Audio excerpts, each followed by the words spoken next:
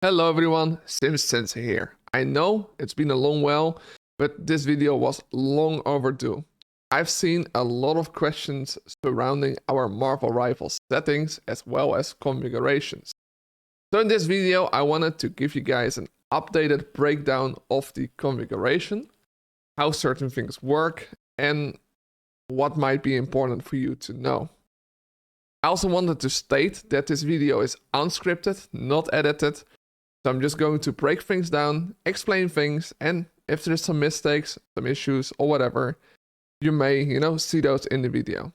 Let's just quickly dive in. But before we do, I wanted to mention that Marvel Rivals has been doing an excellent job at getting people with a XIM or other types of devices out of the game. It is therefore good to state that if you want to play Marvel Rivals, the best way to play is to play with a controller or to use the controller for keyboard, like for analog based movement. That is the best way to explain it. It's also very important that a lot of you guys are looking for the exact mouse feel. What feels the most like a mouse.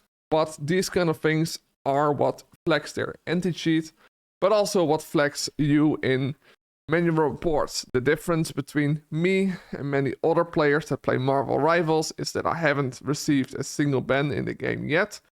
And this is mainly due to that the way that I play games is very low sense, and I play looking on par with a controller player. So that means no flicks, no fast movements, the same type of consistent speeds that a controller player is having, due to which it's way harder to get detected. Let's just go through the configuration. I wanted to state at first that my Marvel Rivals configuration uses 800 DPI. I might change this up. I've started to really enjoy gaming at 30,000 DPI. My mouse supports this, and higher DPIs usually work better with the XIM. It's how the XIM is designed, how things work. So it's good to say these things. I'm not going to go over the sensitivity. All I will say, sensitivity-wise, higher sense equals lower speed, lower sense equals faster speed. So keep that in mind.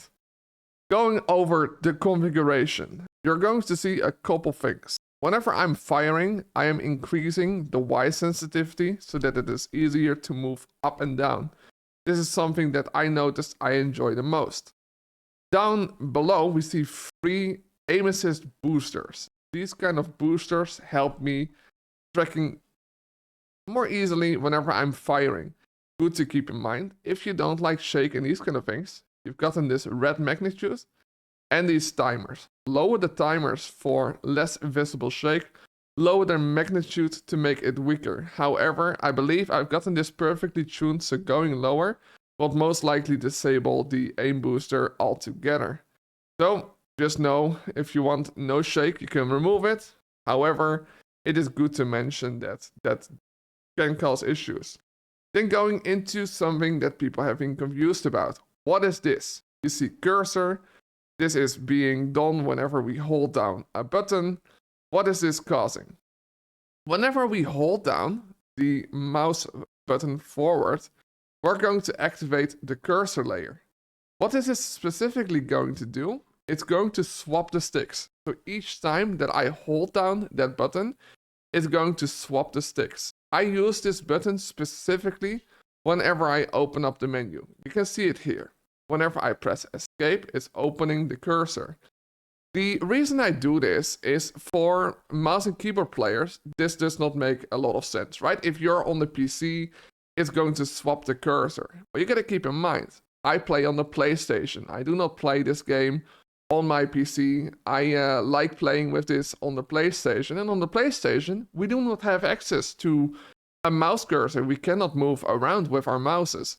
So we need to be able to move some way or another. Since I do not use a controller on the PlayStation, I need to still be able to move around. However, whenever you're in the menu, it uses a different stick. So if you're going to be, normally playing, let's say with your right stick, in the menu, you cannot move the cursor around with the right stick. It will be moved around with the left stick.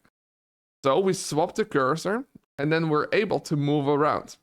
For the cursor configuration, you're going to see all these groups that say cursor, and you will see that I've gotten the X button. This is to be able to select, to click on things. That's how it works on the controller as well.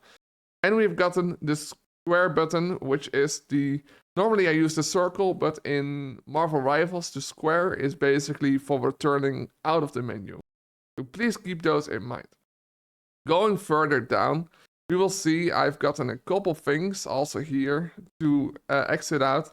But for some types of situations, example, I really like to really quickly select a character. Why did I put the square in? Let's say I go over to a character that I really like, right? Someone that I really love to play with. As an example, Punisher. I can just highlight Punisher, release the button. So I keep holding down this button whenever I want to switch to Punisher. I release the button and it instantly selects Punisher for me the moment I'm on top of Punisher. And I don't have to constantly do things there. Anyways, that's just good to keep in mind. We got a bunny hop for bunny hopping. I jump with the scroll wheel. I do not jump with the space bar. And we've got a couple binds here, which are very important for me to stay somewhat undetected. I've got an analog-like movement. This will allow me to move the same way as a controller player moves on my mouse and keyboards.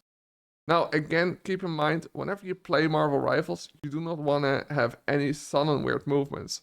For that, I've gotten a movement, or at least an orbital booster, and a movement booster. These two things, they will help me stay more easily on the target. And for the rest, you're going to see some basic things for, pinging and other types of situations, or to select things.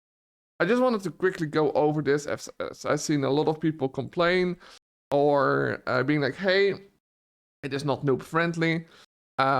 These kind of things. If you're expecting a configuration that is going to be perfect for you out of the box, I'm sorry to tell you, there is no having it feeling perfect. What everyone, including myself, has done when we got in a XIM for the first time is playing around with settings, trying things out, and going so.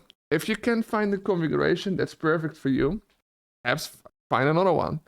If you do, and you want to be among some of the thousands of other people that have used the Marvel Rivals configuration so far, it is just important that you play around with the settings, you see what you like, and so on. You're not forced to use the same system I use. This is the way that I play the game, so that's how I built the configuration. I can't build a configuration for 1,000 or 10,000 or 100,000 people that's perfectly tuned to their liking. It's impossible. So just keep that in mind. Now, if you want to change things around, for example, you don't want to use the cursor stuff, remove it. If you're on mouse and keyboard, it is very important, just activate the navigate mode each time you go into the menu, and you will be able to do your thing. I've got an excellent video on the channel that you can check out that explains the navigate mode in all detail and how to easily configure it to a single bind. Anyways, that is pretty much the configuration. It shows you the cursor stuff, it shows you our analog stuff. You now know that you can modify the magnitude and the timers to reduce your visible jitter or shake. You can do the same with the magnitudes on the left stick and their timers, so that's what you play around with. I highly encourage you to do your thing. Only thing that I do want to mention for those that are curious about settings, my settings video in-game is 100% valid.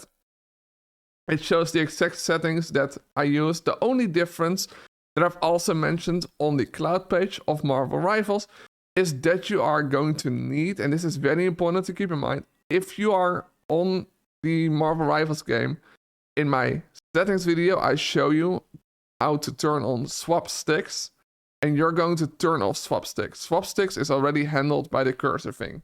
That's the only difference. Anyways, I hope that this helped, and good luck. Bye-bye.